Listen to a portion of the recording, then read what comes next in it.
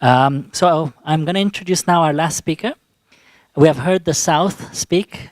Now we're going to hear the North. But actually, he's probably from the most southern of all countries because he's originally from New Zealand, so more south than any of the panelists. I would say Richard Carey is really one of the gurus of aid effectiveness. He was the director of the OECD DAC Directorate, so been extremely engaged in the whole development cooperation discourse for many years. Before that, he was a government official and a diplomat for New Zealand. As he joined the OECD ranks, he was extremely involved in all kinds of policies such as the Millennium Development Goals and the Paris Declaration, all of the frameworks which actually have been the frameworks of development cooperation for the last decade. So I think it's now, after hearing the views from the South, I think it's wonderful to hear now Richard here maybe how these will link with the current frameworks going forward. So thank you, Richard Carey. He will take my place in this panel. Thank you. Well, the world is a pretty confused place these days, and so yes, I am the furthest member of this audience from the South, and New Zealand is a commodity-dependent country. And at one stage, we lived by selling 3 products to one country, the United Kingdom. And now we've advanced a little further, and we sell these 3 products and some others, a lot of them to China. So the world has moved on a long way. But we've had a fascinating discussion today, and at this point, I don't want to get into a lot of detail. So let me kind of take a helicopter view of the discussion this afternoon. As somebody said, we're in a huge transition. We're in a huge transition from a world order that was inspired, invented to a large extent by the United States after World War II, to a world order that's much more broadly based. Now, we're not quite sure what that new world order looks like, but I would suggest that we are actually beginning to see the outlines of it. And the 2 key developments, in my view, have been the advent of the G20 and the advent of the BRICS. And I believe that next week, the BRICS meeting in Durban will bring home to the world that we do have this emerging world order built around the G20 and the BRICS. Now, these are 2, you can't even call them institutions. They're not organizations. They're occupying an informal space. Why? Because to invent the mechanisms for governing a new world order, there has to be something that evolves organically, if you like, because to design new world institutions would take so many years that we would be in another millennium. So here we are, very pragmatically, the G20 built on the Ministers of Finance organization was needed in 2009, and so it became a leaders organization. Here we have the BRICS Forum, BRICS invented by Goldman Sachs, the acronym, but with an agenda to work on the reform of the international institutions, but has assumed a much bigger role than that. And if you look on the website, as you can, just Google the G20, just Google the BRICS, and you will see very extensive work programs in both of these organisms, very extensive consultation processes that are evolving. The G20 has a Think 20, it has a Civil Society 20, it has an outreach process. And we're seeing the same thing happen with the BRICS. And the BRICS has the development policy. Abdullah was very enlightening on how that has been evolving and how will it evolve in the future. And to have the BRICS meeting in Durban and bring the whole African development agenda into a BRICS Africa framework, I think is a very significant evolution of the the development cooperation in the world. Now, I would say that about this discussion this afternoon, it showed us that the future is here. The future is here. Now, what will this future be like? One of the most striking statistics I've seen recently is that by 2030, 2/3 of world investment and saving will be in today's developing countries, including the BRICS, of course. 2/3 of world investment and savings in developing countries in 2030. That implies that there'll be huge intermediation among developing countries. There'll be new financial institutions. We're already seeing the BRICS Bank is probably one of them, but we're seeing Indian banks, we're seeing Chinese banks.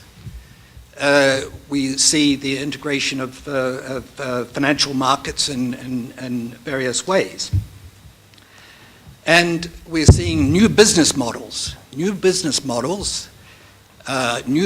capacities on the part of BRICS companies. They're bringing new ways of doing things that are in many ways more adapted to African conditions and new human capacities. And I think what we're doing here in this seminar today is helping to create a part of the kind of substructure of communication and learning that is needed to underpin this new world order. And so the Rising Powers and Development Program of the IDS, which has brought the IDS and the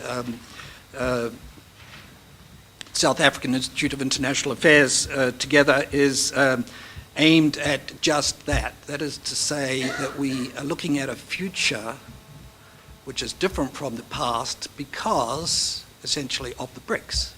The BRICS have brought new development experiences. They're heterogeneous. There's not a BRICS model.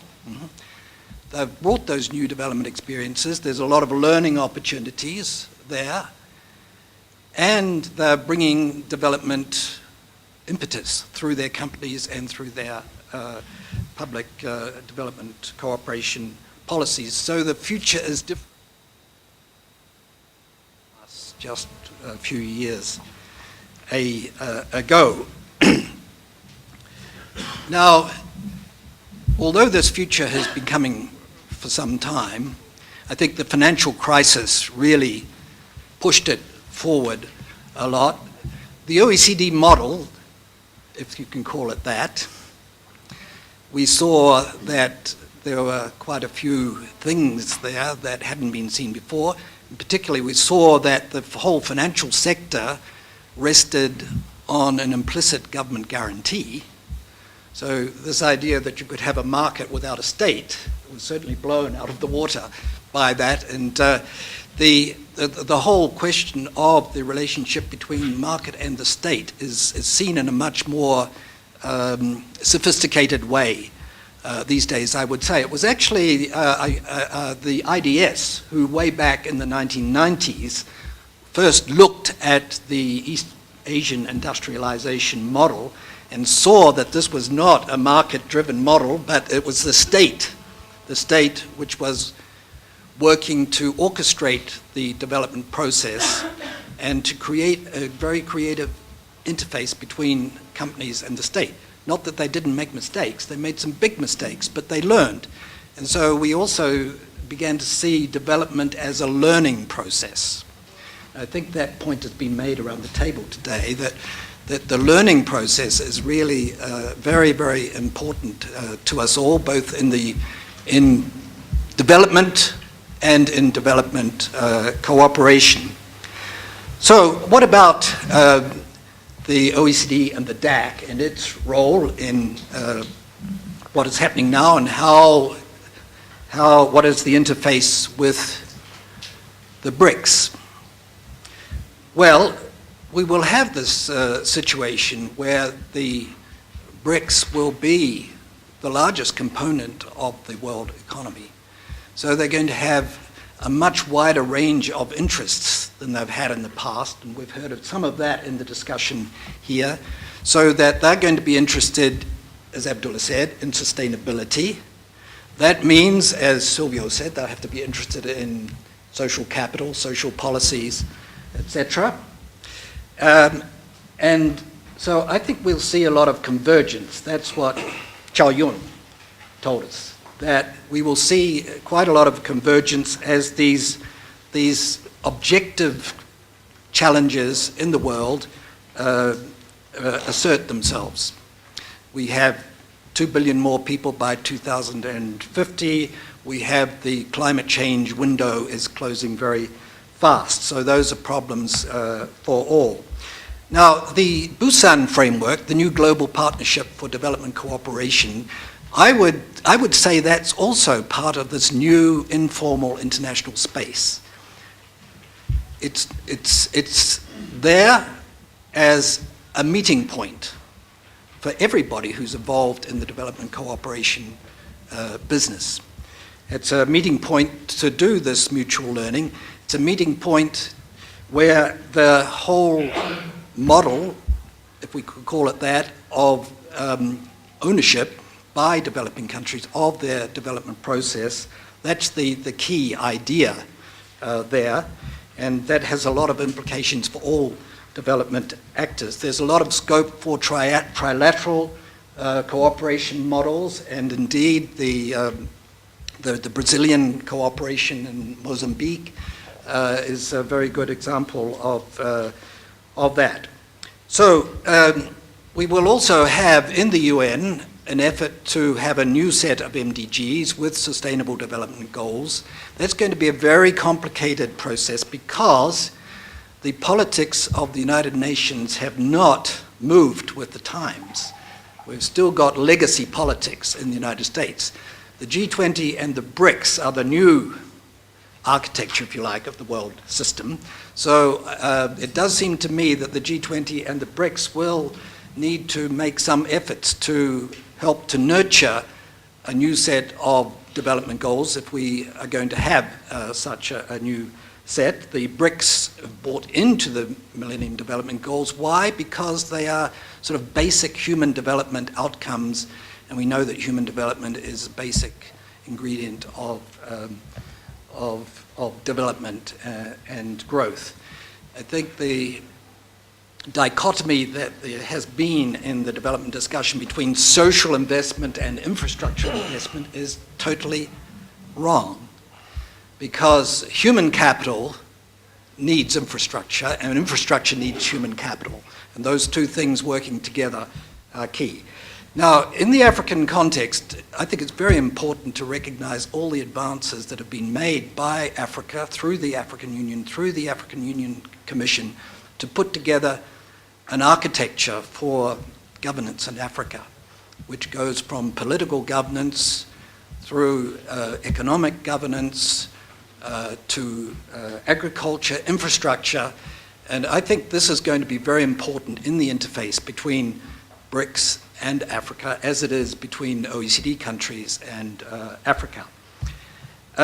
Finally, I just want to leave all this on a note of excitement, really, and I think we've heard some very exciting things tonight. Chow Yun, you're about to rush off, I know, but I have to say that Lee Chow Yun and I spent 3 years working together in the China DAC study group, which was a learning process, and we had 4 major conferences, 2 in Beijing and 2 in Africa. None of them were in Paris. None of them were in Paris. And we produced a report. It showed that there are lots of ways for this mutual learning process to take place. And so the IDS SAIIA process is one of those learning processes, and I think that's the note on which we might, or I might finish this evening. Thank you very much.